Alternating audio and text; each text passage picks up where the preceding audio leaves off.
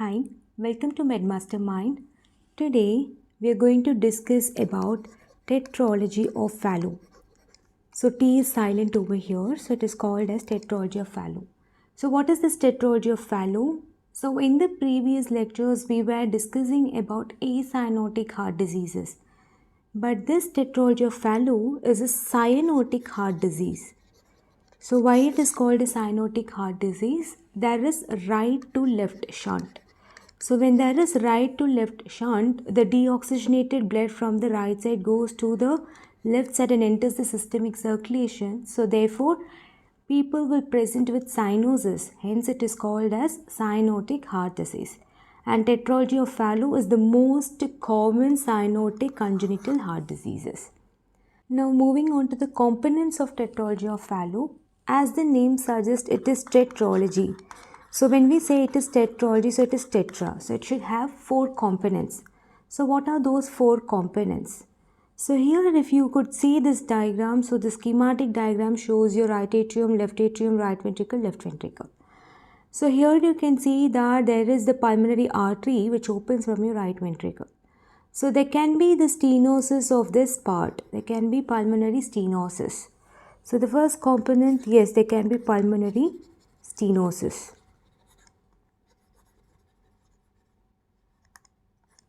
Moving on to the second, see when there is going to be pulmonary stenosis, the amount of blood which is ejected from your right ventricle into pulmonary artery is going to reduce.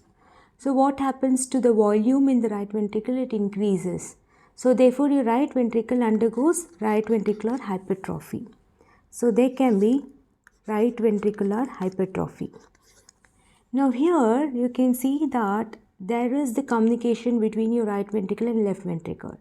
So therefore there is ventricular septal defect. So there is ventricular septal defect. Now finally, what you can see over here is this is your aorta. So basically aorta is the outlet from your left ventricle. But here you can see it is overriding your ventricular septal defect. So this aorta which is over here is overriding your ventricular septal defect. So therefore you have overriding of aorta over this ventricular septal defect. So you have overriding of aorta over the ventricular septal defect. How do you remember this? It is with the mnemonic PROV. P-R-O-V, E is silent, right? Now P stands for pulmonary stenosis, R for right ventricular hypertrophy, O for overriding of aorta, and V for ventricular septal defect. Now what causes Tetralogy of Fallot? So what is the predisposing factors? So whenever there is untreated maternal diabetes,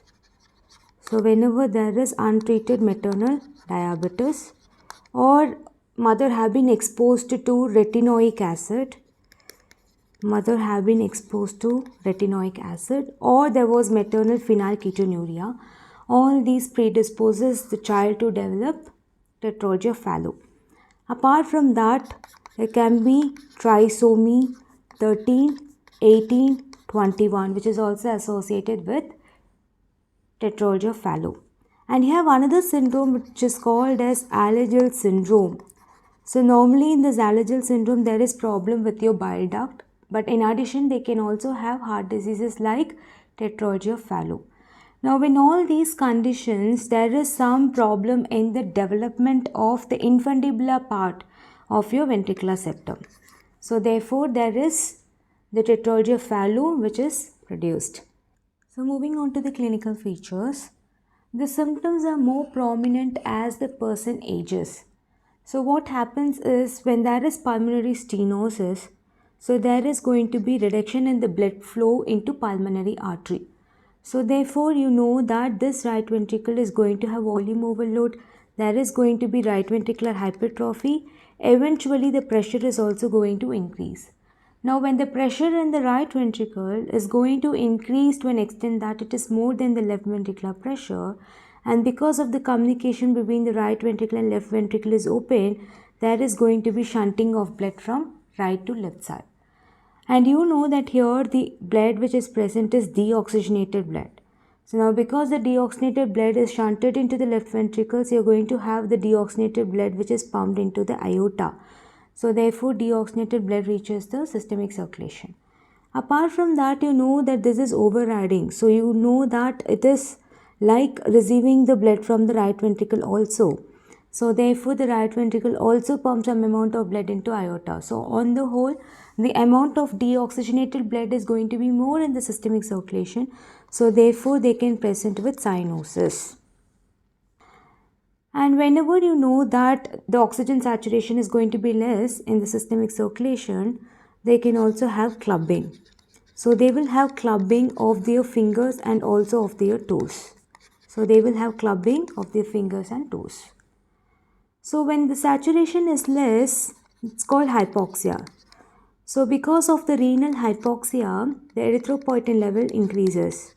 And you know when erythropoietin is going to increase, your RBC should increase, and which is called as polycythemia. So they will have polycythemia.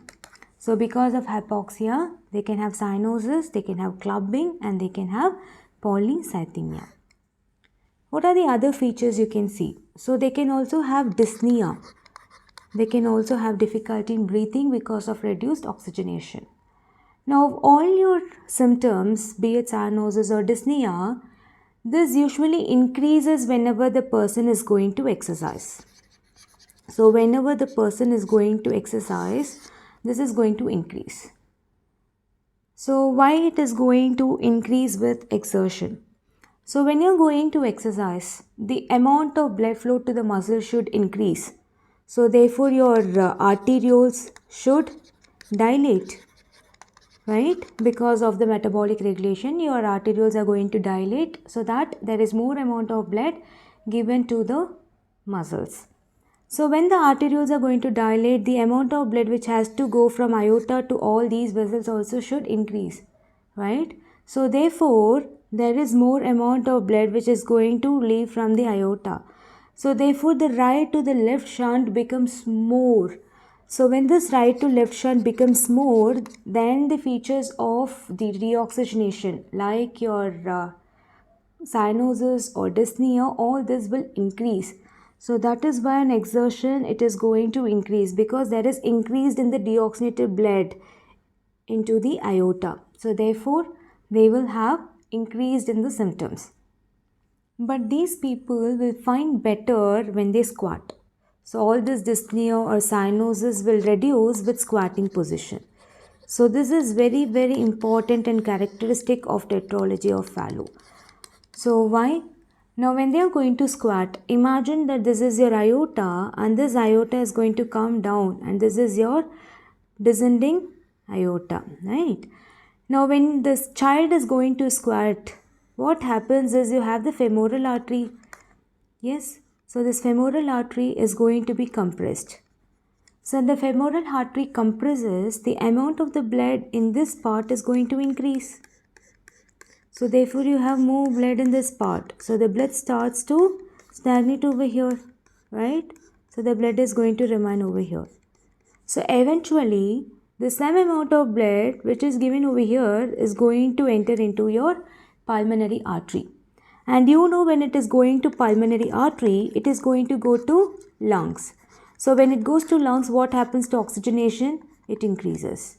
So when oxygenation increases, obviously the symptoms are going to come down. So therefore these people will find better with squatting position, which is very, very important and characteristic of your tetralogy of Fallot. Apart from this, they are also more prone to develop infective endocarditis. And anoxic spells can also be more to an extent that they can have syncope, especially when they exercise, because of the reduced blood supply to the brain. Now moving on to the signs, when right ventricle is pumping the blood into pulmonary artery, especially with pulmonary stenosis, you can hear ejection systolic murmur. So you can hear ejection systolic murmur. So what is the characteristic of this murmur? The intensity of the murmur is inversely related to the severity of pulmonary stenosis. So if pulmonary stenosis is going to be mild, this ejection systolic murmur is of high intensity. When the stenosis is going to be less, the systolic murmur is more. When the stenosis is going to be more severe, then the intensity of the murmur is less. So in that way, it is inversely related. Now the second one is when we talk about P2. You know P2 is produced because of the closure of your pulmonary valve. So now because the pulmonary stenosis is going to be present, what happens is the P2 is very less.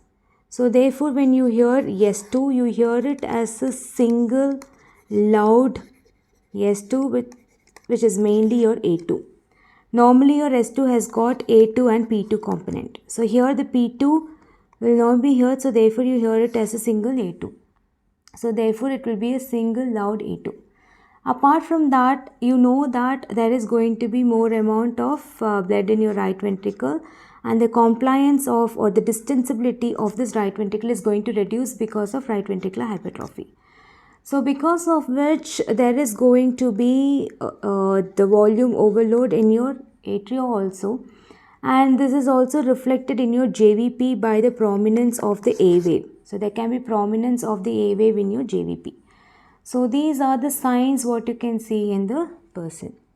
So moving on to investigation. So basically your echo, yes, this will show you about your pulmonary artery, whether there is stenosis of the pulmonary valve, so whether there is ventricular septal defect. So everything can be made with your echocardiography. Coming on to chest x-ray. So normally when you talk about the heart in the chest x-ray, it has got the superior vena cava, right atrium, inferior vena cava, and what you're seeing over here is your left ventricle, left atrium, your pulmonary artery and aorta. So in people with tetralogy of Fallot, basically there will be a tilting of the apex, and therefore this results in what is called as boot-shaped heart, which is very important and characteristic of tetralogy of Fallot. It is also an area where you can have MCQ. Boot-shaped heart is seen in which of the following condition. So therefore it is very important. Now coming on to ECG, in ECG you can see whether there is right ventricular hypertrophy or whether there is right axis deviation. All this can be found with ECG. So in complicated people, when echocardiography is not sufficient to visualize the heart, then you can go for CT or MRI. Treatment of this condition is by closure of VSD. So you have to close the ventricular septal defect. And secondly, you have to relieve the person from the right ventricular outlet obstruction. So you can either use an annular patch across pulmonary valve, or you can do a balloon dilatation of pulmonary valve. So therefore it is also important that the obstruction from the right ventricular, also this has to be relieved, right? Now apart from this, patent ductus arteriosus in these patients, it should be patent or it should be closed. Now to an extent, until the surgery, until the surgical management, you can keep the ductus arteriosus patent in these people if found, because when there is no blood which is pumped into pulmonary artery, your pulmonary artery is going to be hypoplastic. There is no blood which is going to reach the lungs. So therefore the symptoms are going to be more. But in these people, if there is this patent ductus arteriosus which is present, then some amount of blood from aorta can reach your pulmonary artery and some amount of blood from here can go to lungs. So there can be some amount of relief. So therefore, for these people, patent ductus arteriosus will be of help. But again, it should be until the surgical management is planned. So until then, the ductus arteriosus can be kept patent. So that completes the discussion of tetralogy of Fallot. So tetralogy of Fallot is the most common congenital heart disease where there is right to left shunt. Because of the deoxygenated blood, they can have cyanosis, clubbing, polycythemia. Now the main components of tetralogy of Fallot, you remember with the mnemonic PROV, P-R-O-V, E is silent, P for pulmonary stenosis, R for right ventricular hypertrophy, V for ventricular septal defect, and your O for your overriding of aorta over the ventricular septal defect. So that completes the discussion. Thank you.